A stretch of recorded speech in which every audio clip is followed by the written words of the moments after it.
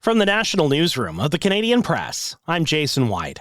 Political pressure has ramped up on the federal Liberal government after a Canadian working at NATO was accused of spying for a foreign country. Conservative leader Pierre Poilievre says Prime Minister Mark Carney has some explaining to do after a Canadian intern at NATO's headquarters was arrested on espionage charges. Allegations yet to be tested in court, but raise concerns about Canada's screening and intelligence gathering. Why is it that we keep learning about national security threats to our country from foreign governments? Carney says there's not much he can say about it publicly right now. Look, it's an active investigation, so I'm limited in what I can say. Ottawa has not made clear if it's launched internal reviews of its security policies over the incident. Kyle Duggan, The Canadian Press, Ottawa.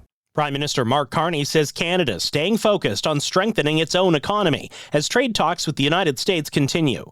Carney toured an aluminum facility today in Saguenay, Quebec. Our focus has been on what we can control, and that's investing in protecting our jobs, investing in the future. We're creating jobs at twice the rate of the United States. We have foreign direct investment twice the rate of our nearest G7 competitor, which is the United States. Carney's remarks come as Canada-U.S. Trade Minister Dominic LeBlanc and Chief Trade Negotiator Janice Charette are in Washington for talks with the U.S. Trade Representative. Toronto's police chief says investigators believe both shootings at the U.S. consulate involved a criminals-for-hire operation. He says Toronto police are working with RCMP and other law enforcement to identify the people directing and financing the attacks. A 19-year-old man and a 15-year-old boy have now been arrested in last week's gunfire. WestJet is refusing to comment on its tentative agreement with flight attendants after that weekend work stoppage. CUPE says it secured a more than 18% wage hike over 3 years and new compensation for duties the airline has not typically covered.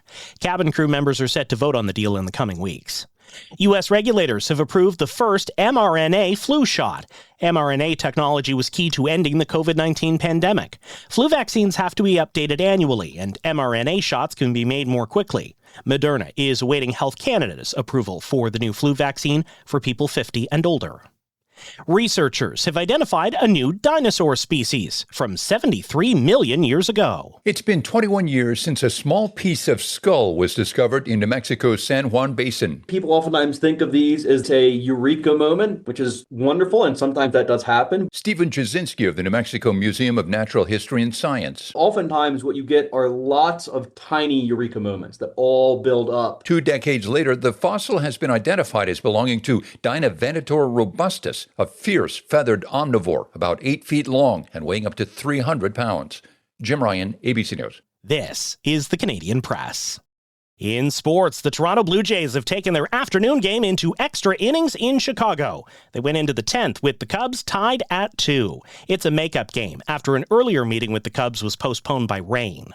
The Toronto Argonauts finally play their first game at BMO Field tonight when they host the Calgary Stampeders. Argos opened their season with 7 straight road games because the stadium was being used during the FIFA World Cup.